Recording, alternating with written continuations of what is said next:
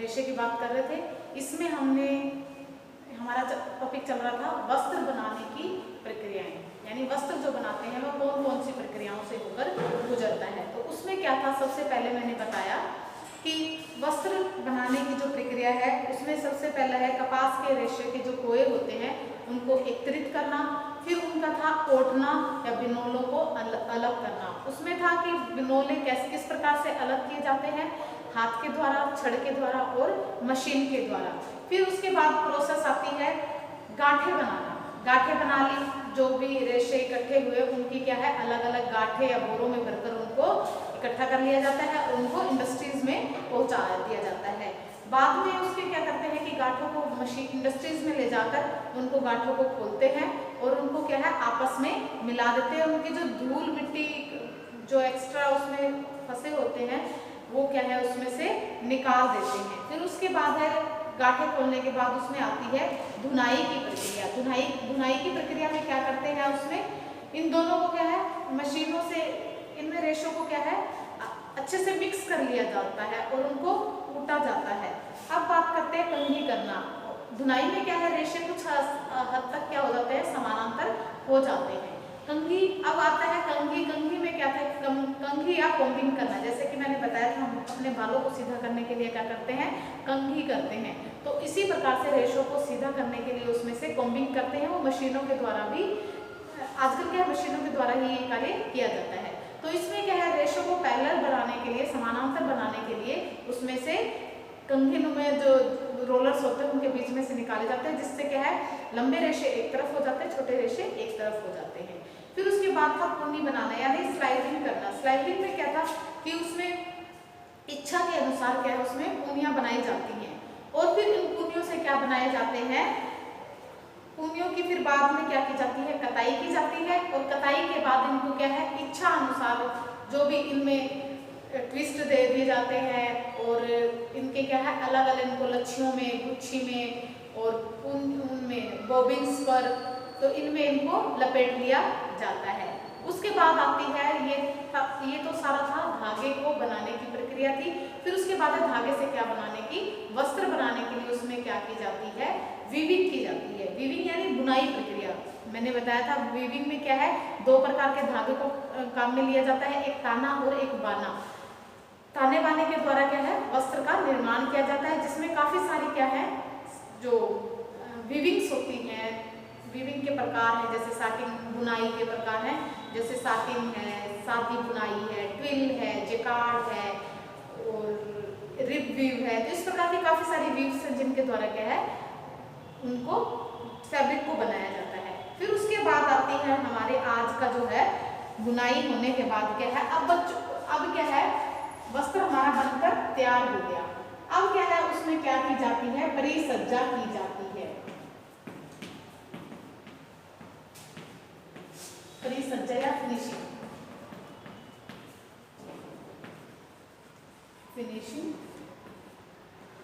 Finishing में क्या की जाती है, इसमें जो फैब्रिक बनता है, बनकर तैयार होता है वीविंग के बाद, वो क्या है ग्रे गुड्स कहलाता है।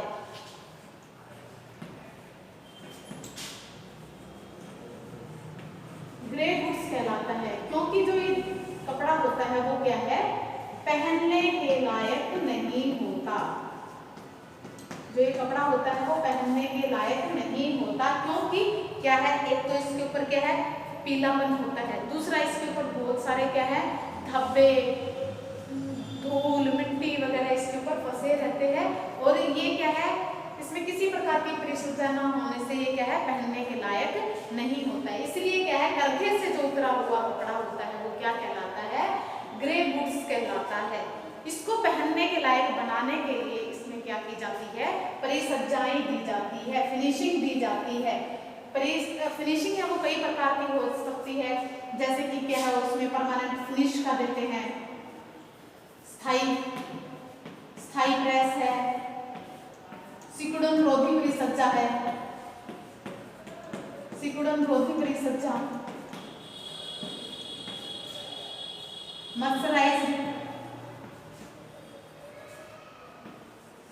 मर्सराइज कॉटन है वो अच्छी क्वालिटी का माना जाता है। ब्लीच्ड जो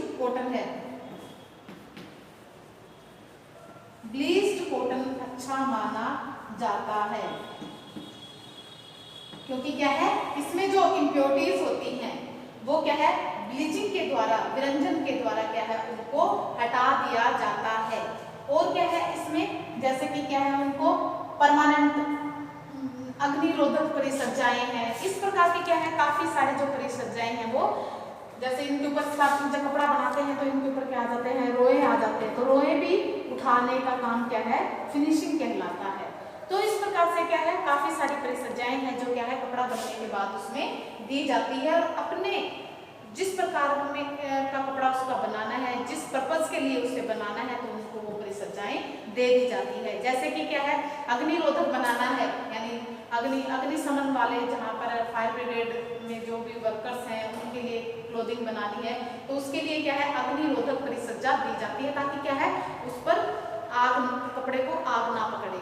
फिर जैसे कि आपने देखा होगा हमारा छाता है, छाते में क्या है वाटर प्रूफिंग की जो परिसज्जा है वो दी जाती है, ताकि उसके अंदर क्या है पानी पेनिट्रेट ना करे, अंदर पानी ना आए, तो वो क्या है वाटर प्रूफिंग कहलाता है, जल अवरोधक परिसज्जा। फिर उसके बाद में काफी सारी और भी परिसज्जाएं होती है, जैसे क्या है कपड़े में क्या है धोने के बाद कॉटन के कपड़े में क्या है जल्दी से सिकुड़न आ जाती है, तो उसको कुछ हद तक कम करने के लिए क्या है परिसज्जा दी जाती है, जैसे उसको क्या बोलते हैं स्थायी प्रेस बोलते हैं। तो ये इस प्रकार से क्या है काफी सारी परिसज्जाएं हैं जो क्या है कपड़ा बनने के बाद उनको दी जाती है। अब बात करते हैं रंगाई व छपाई। अब हमारा कपड़ा बनकर तैयार हो गया, उसमें क्या है वो दे दी है, फिनिशिंग अप्लाई कर दी है। अब क्या करते हैं हम उसकी रंगाई और छपाई करते हैं। अगली जो प्रोसेस होती है रंगाई और छपाई।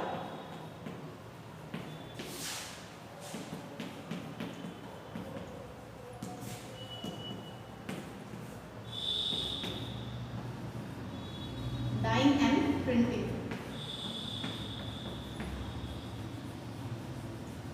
डाइंग एंड प्रिंटिंग का है, इसमें क्या करते हैं इसमें रंगाई और छपाई करते हैं। आपने देखा होगा कि हम अपने दुपट्टे को क्या करवाते हैं रंगाई और प्रिंटिंग। आप ये नहीं है कि रंगाई और छपाई एक ही है, रंगाई और छपाई अलग अलग क्या है वस्त्र को रंगने की विधियां होती है।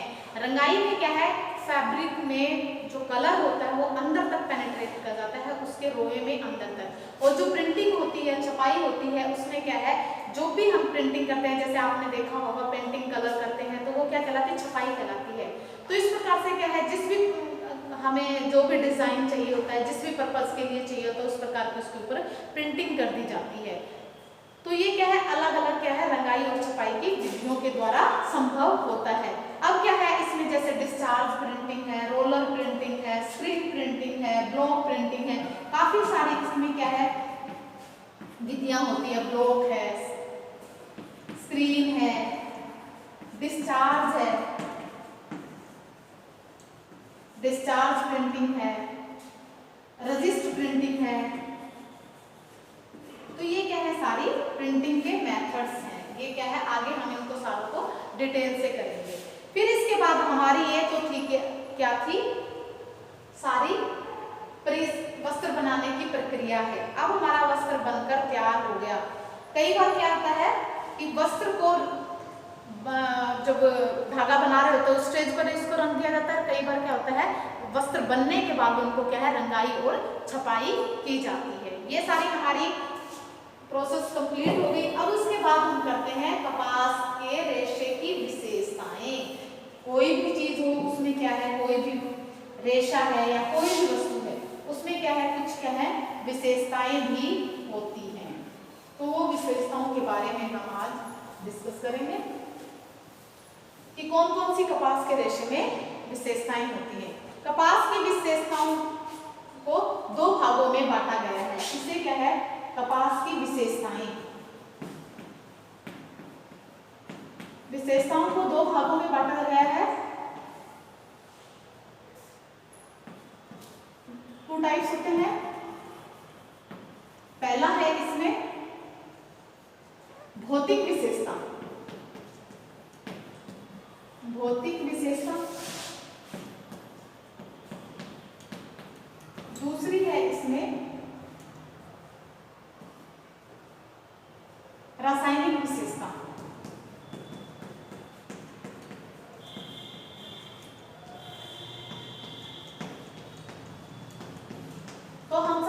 बात करते हैं अपनी भौतिक विशेषताओं के बारे में कि रासायनिक जो कॉटन का जो रेशा होता है उसमें कौन कौन सी भौतिक विशेषताएं होती हैं।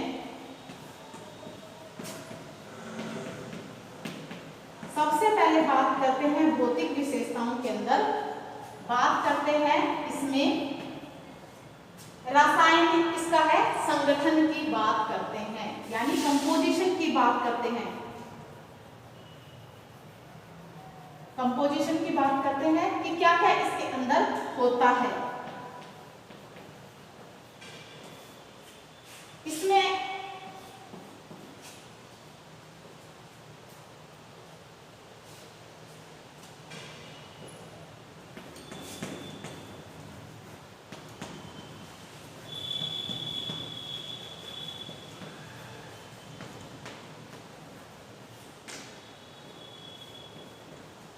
फिजिकल और केमिकल प्रॉपर्टी। अब बात करते हैं हम सबसे पहले भौतिक विशेषताओं की, यानी जो इसकी क्या है फिजिकल प्रॉपर्टी है। फिजिकल प्रॉपर्टी के अंतर्गत सबसे पहले करेंगे कंपोजिशन की, जो इसका रेशा होता है उसके अंदर क्या क्या होता है। जो ये कॉटन का जो रेशा होता है वो क्या है, सेलुलोजिक फाइबर है।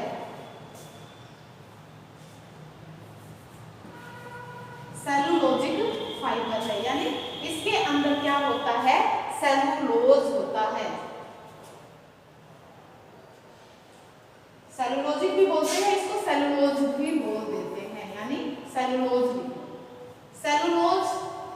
फाइबर होता है, यानी इसके अंदर क्या होता है, सेलुलोज होता है। जो कॉटन का रेशा होता है वो क्या है, किससे बना होता है, वानस्पतिक बीज वाला रेशा है, इसीलिए इसमें जो वनस्पति होती है उसमें क्या होता है, सेलुलोज होता है। यानी कॉटन का जो रेशा है उसके अंदर क्या है 40 to 90% इसके अंदर क्या है, सेलुलोज होता है। अब बात करते हैं इसके अंदर बाकी जो बच गया 4 से 5% तक इसके अंदर क्या होता है, वाटर होता है। वाटर की जो कैपेसिटी है इसके अंदर 4 से 5% इसके अंदर वाटर हो सकता है। 4 से 5 हो सकता है या 5 से 8 भी हो सकता है, 5 से 8 भी हो सकता है। तो ये क्या है इसमें पानी की। अब इसके बाद क्या है, कुछ इसमें क्या है इम्प्योरिटीज भी होती हैं, जैसे कि धूल है, मिट्टी के कण है, वो क्या है इसके अंदर फंसे होते हैं, तो वो भी क्या है इसी परसेंटेज के अंतर्गत आते, तो कुछ वो क्या हो सकते हैं इसके अंदर हो सकते हैं।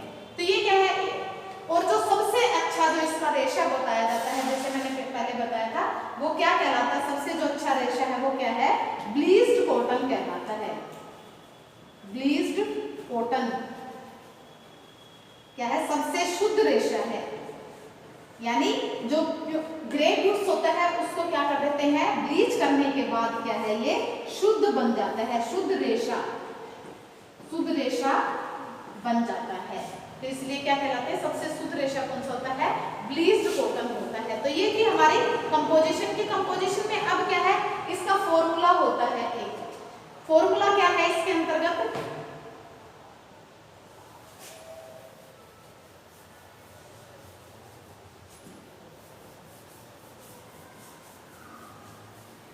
इसका फॉर्मूला है, सेलुलोज का फॉर्मूला होता है, सेलुलोज होता है, सेलुलोज है, इसका फॉर्मूला है,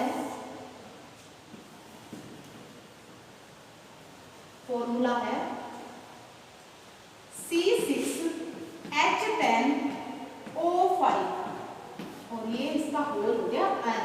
इसका फॉर्मूला है C6H10O5, यानी 6 क्या है, C6 क्या है, ये क्या है कार्बन है, ये क्या है हाइड्रोजन है,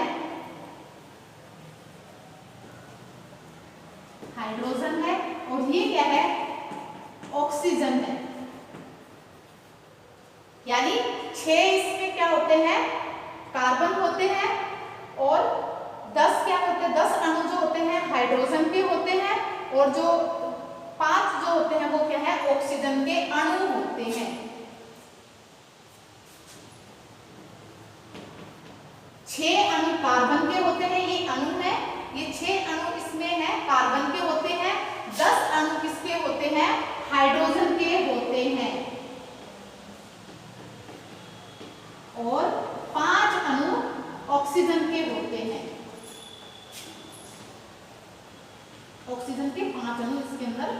विद्यमान होते हैं। एन का मतलब होता है यानी ये एक अणु है,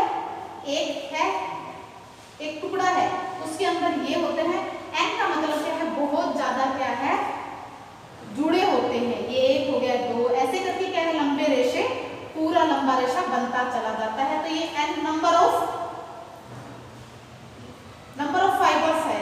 कितने भी अनगिनत हो सकते हैं इसके अंदर, इसलिए इसको एन लगा के बताया जाता है। तो ये क्या है हमारा, इसकी भौतिक विशेषताएं हैं।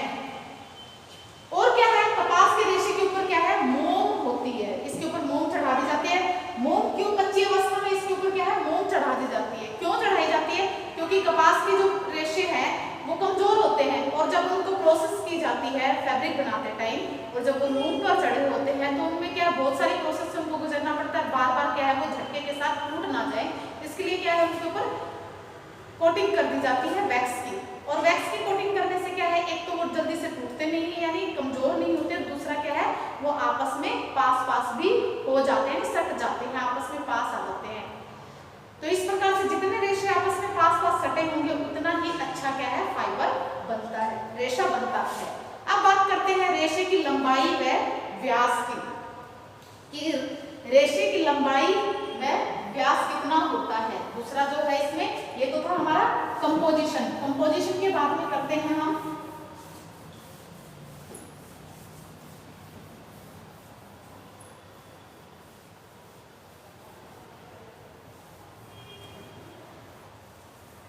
दूसरा बात करते हैं इसमें length and diameter of A fabric, यानी दूसरा है इसके अंदर रेशे की लंबाई और व्यास कि कितना लंबा होता है, कितनी इसकी मोटाई होती है। अब जो रेशे कपास का जो रेशा होता है, मैंने पहले भी बताया था कि इसकी मोस्टली जो इसकी रेशे की लंबाई होती है वो आधा इंच से लेकर कितनी हो सकती है, मैक्सिमम 2.5 इंच तक इसकी लंबाई होती है। यानी जो इसकी लंबाई है वो क्या है, आधा इंच से लेकर 2.5 इंच तक इसकी लंबाई हो सकती है। और क्या है ये रेशा क्या है, प्राकृतिक रेशे हैं। ये क्या है, जितने भी रेशे होते हैं वो क्या है, प्राकृतिक रेशे जितने भी होते हैं वो क्या होते हैं, लंबाई में छोटे होते हैं। लेकिन क्या है, कपास का रेशा है वो सबसे छोटा होता है, इसकी जो लंबाई होती है वो